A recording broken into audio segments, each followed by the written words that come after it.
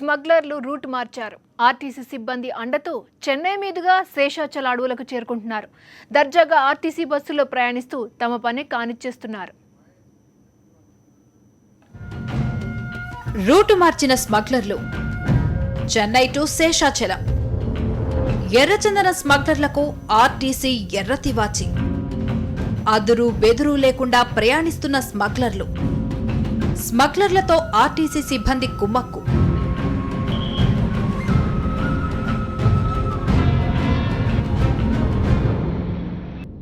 శేషాచల అడవుల్లోకి చేరుకోవాలంటే మొన్నటిదాకా స్మగ్లర్లు తిప్పలు పడేవారు. కొంతకాలం పాటు శ్రీవారి భక్తుల రూపంలో కాలిబాట మార్గంలో వస్తూ శేషాచల అడవుల్లోకి చేరుకునేవారు. అయితే అక్కడ తనిఖీలు ముమ్మరం చేయడంతో స్మగ్లర్లు రూటు మార్చారు. ఆర్టీసీ బస్సులు శేషాచల అడవులకు చేరుకుంటున్నారు. వీరికి కొందరు ఆర్టీసీ సిబ్బంది సంపూర్ణ సహకారం అందిస్తున్నట్టు తెలుస్తోంది. కర్నూలు జిల్లా డిపో బస్సుల్లోనే స్మగ్లర్లు ఎక్కువగా ప్రయాణిస్తున్నట్టు తెలుస్తోంది. వీరికి సహకరిస్తున్న ఆర్టీసీ డ్రైవర్లు కొందరిని నెల రోజుల క్రితం కడప పోలీసులు అరెస్ట్ చేశారు. వారి విచారణలో ఆసక్తికర విషయాలు వెలుగు చూసినట్లు సమాచారం.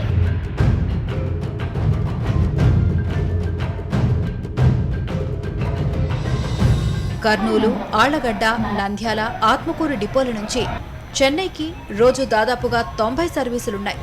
ఈ బస్సులు తమ డిపోల నుంచి బయలుదేరి చెన్నై వెళ్లేటప్పుడు, తిరిగి వచ్చేటప్పుడు తిరుపతి బస్టాండ్కు రావాల్సి ఉంటుంది. తిరుపతి బస్టాండ్ కంట్రోల్ పాయింట్ వద్ద ఉండే పుస్తకంలో సంతకం చేసిన తర్వాతే వెళ్లాల్సి ఉంటుంది. చెన్నై నుంచి ఎర్రచందనం కూలీలతో వస్తున్న బస్సులు తిరుపతి డిపోకి రాకుండా రేణిగుంట బైపాస్ నుంచే కడప జిల్లా వైపు వెడిపోతున్నాయని అధికారుల విచారణలో వెల్లడైంది. గత 6 నెలల నుంచి కర్నూలు జిల్లా డిపోలకు చెందిన ఏ బస్సులు చెన్నైకి వచ్చాయి, వీటిలో ఎంతమంది డ్రైవర్లు తిరుపతి బస్టాండ్ కంట్రోల్ పాయింట్ వద్ద సంతకం చేశారన్న దానిపై అధికారులు విచారణ చేపట్టడంతో డ్రైవర్ల బండారం బట్టబయలైంది. మామూలుగా 50% పెడతారు అంతే. మిగతా వాళ్ళు చెన్నై బండ్లు అయితే అంతగా చేయరు సంతకాలు. బండి లోడింగ్ ఉంటుంది, ప్లస్ టికెట్స్ రాకపోతే లోడ్ చేసుకోవాలని చెప్పేసి వెళ్ళిపోతారు. మన ఉద్దేశం అయితే సంతకం చేయకపోతే ఇక్కడికి బండి రానట్టే లెక్క. ఎర్రచందనం కూలీలకు సహకరిస్తూ పట్టుబడ్డ ఆర్టీసీ డ్రైవర్ల వ్యవహారం ఇప్పుడు తీవ్ర చర్చనీయాంశంగా మారింది. దీని వెనక ఎవరెవరి హస్తం ఉందనే కోణంలో విచారణ జరుగుతోంది.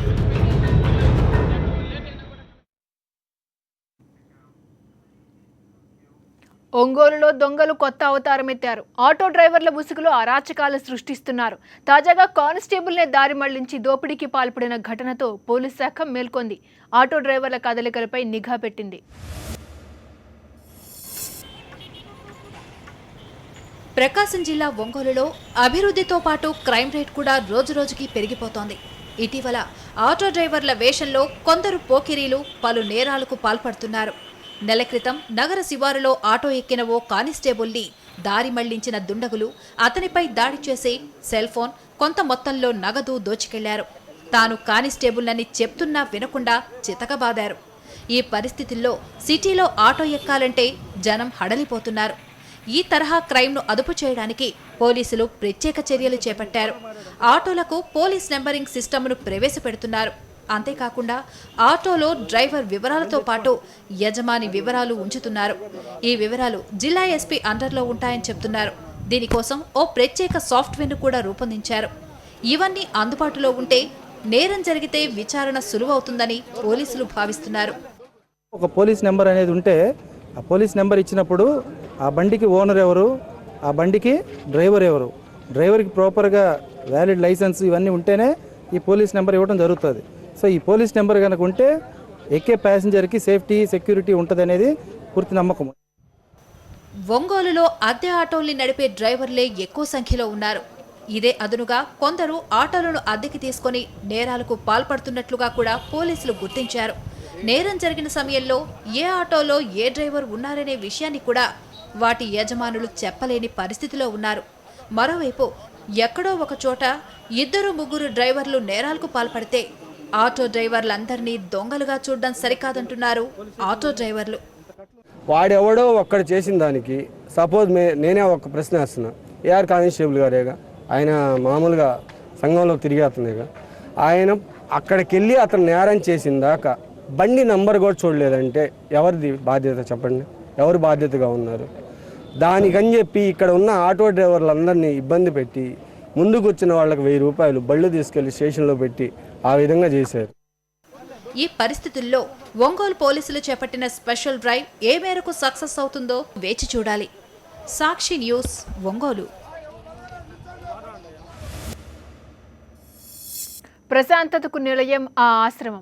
దేశ విదేశాల నుంచి ఎందరో ఆ ఆశ్రమానికి వస్తుంటారు. అలాంటి ఆశ్రమంలో పనిచేసే 3 మహిళలు ఆత్మహత్యకు పాల్పడ్డారు. అంతటి కష్టం వారికి ఎందుకు వచ్చింది? ఆ ఆశ్రమంలో ఏం జరిగింది? ప్రశాంతతకు మారుపేరైన అరవిందో ఆశ్రమాల్లో ఆత్మహత్యలు కలకలం సృష్టిస్తున్నాయి.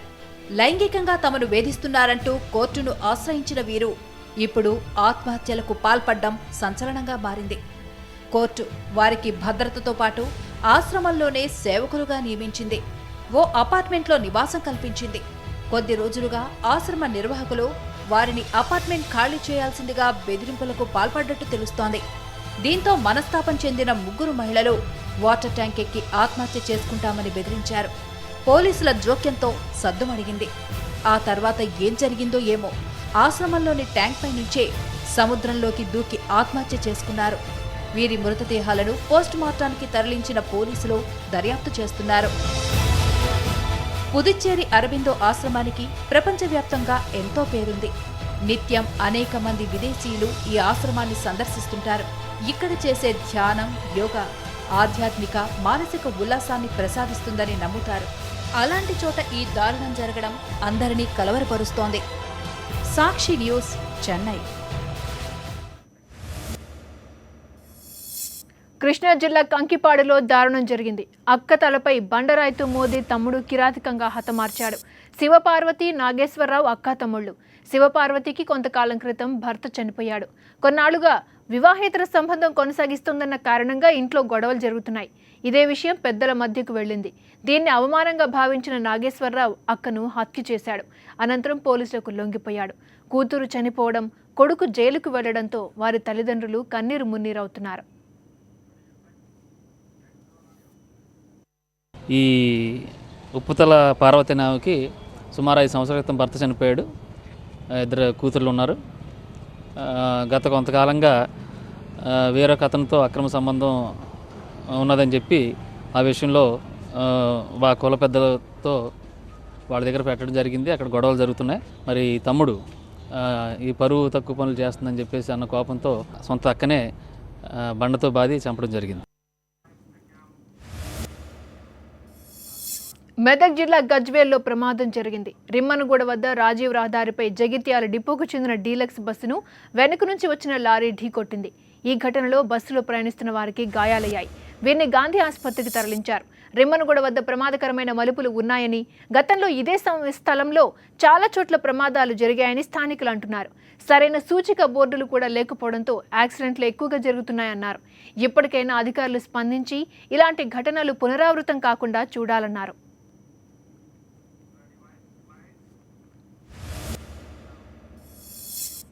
మెదక్ జిల్లాలో దారుణం జరిగింది. చేగుంట మండలం కర్నాల్పల్లి గ్రామంలో ఓ యువతి సజీవ దహనమైంది. గడ్డివాములో యువతి కాలిపోయి ఉండటం చూసిన గ్రామస్తులు పోలీసులకు సమాచారం ఇచ్చారు. అయితే ఆ యువతికి ఫిట్స్ ఉండేవని, అది భరించలేక ఆత్మహత్య చేసుకుని ఉండొచ్చని కొందరు గ్రామస్తులు అంటున్నారు. మరికొందరు ఎవరైనా హత్య చేసి ఉంటారేమోనని అనుకుంటున్నారు. మొత్తానికి ఆ యువతి ప్రమాదవశాత్తు నిప్పంటుకుని చనిపోయిందా, లేక ఆత్మహత్య చేసుకుందా, ఎవరైనా హత్య చేశారా అనే కోణాల్లో పోలీసులు దర్యాప్తు చేస్తున్నారు. ఆమెకి గడ్డంలో పన్నదా గాంచును గాంచును పోసిందో చూడలేదు. మాకు నిద్రలు పట్టి ఎవరో వచ్చి బాలే అన్నారు. వాళ్ళు కూడా పోలిక దొరకలేదు. మాకు వచ్చి చూసే వరకల్లా మంట ఇంత ఎత్తులేసి గడ్డం అంటుకుందని గడ్డం తిరిగే వరకల్లా ఈమె కనబడ్డది. ఇంటికి తాళం వేసి ఊరెళ్లారో అంతే సంగతులు. తాళం వేసిన ఇళ్లపై దొంగలు ఓ కన్ను వేసే ఉంచుతున్నారు. పోలీసులు ఎన్ని చర్యలు తీసుకున్నా తాళం వేసిన ఇళ్లే టార్గెట్గా కొల్లగొడుతున్నారు. తూర్పుగోదావరి జిల్లా రాజమండ్రిలోనూ ఇదే జరిగింది. జవహర్లాల్ నెహ్రూ రోడ్డులోని ఓ ఇంట్లో భారీ దొంగతనం జరిగింది. కాంట్రాక్టర్ రంగారావు ఇంటికి తాళం వేసి ఫ్యామిలీతో ఊరెళ్లాడు. ఈ విషయం గమనించిన దొంగలు అతని ఇంట్లో చొరబడ్డారు. తలుపులు పగలగొట్టి బీరువాలు దోచేశారు. డబ్బులు, నగలే కాదు, గోడకున్న ఎల్సీడీ టీవీ, ఇంటి ముందున్న హోండా కారును కూడా వదలలేదు. తెల్లవారు ఇంటివైపు చూసిన ఇరుగు పొరుగు వారు తలుపులు విరిగి ఉండటం గమనించి పోలీసులకు సమాచారం ఇచ్చారు. కేసు నమోదు చేసిన పోలీసులు దర్యాప్తు చేస్తున్నారు. ఇంట్లో వారంతా ఊరెళ్లడంతో ఎంత మేర చోరీ జరిగిందన్న విషయంపై స్పష్టత రాలేదంటున్నారు పోలీసులు. ఒక హోండా ఇమేజ్ కొత్త కారు ఒకటి, దాంతోపాటు లోపల ఉండే ఎల్సీడీ మరియు కొంత బంగారం, వెండి ప్రాపర్టీని లాక్ బ్రేక్ చేసి కొంతమంది గుర్తు తెలియని దొంగలు అవి దోచుకు వెళ్ళినట్టు ప్రిలిమినరీ సమాచారం. ఇప్పుడు ఇంకా ఈ హౌస్ ఓనర్స్ అయితే సంబంధించిన వాళ్ళు ఇంకా హైదరాబాద్ నుంచి రాలేదు. వాళ్ళు they are on the way. వచ్చిన తర్వాత పూర్తి వివరాలు తెలుస్తాయి.